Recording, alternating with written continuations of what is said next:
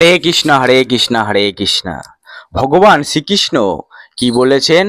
ভগবান শ্রীকৃষ্ণ বলেছেন, আমি সমস্ত জীবের হৃদয়ে অবস্থিত এবং আমার থেকেই স্মৃতি, জ্ঞান ও বিস্মৃতি হয়। আমি সমস্ত বেদের গাতব্য এবং আমি বেদান্ত কর্তা ও বেদজ্ঞ।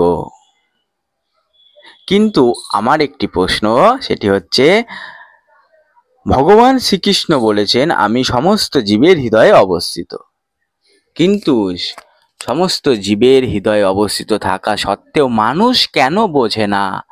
মানুষ কেন কুকুর বিড়ালের মতো ব্যবহার করে, পশু পাখিকে হত্যা করছে? এটি কেন করছে? হরে কৃষ্ণ হরে কৃষ্ণ হরে কৃষ্ণ। মানুষ কেন বোঝে না? হরে কৃষ্ণ হরি বল হরি বল।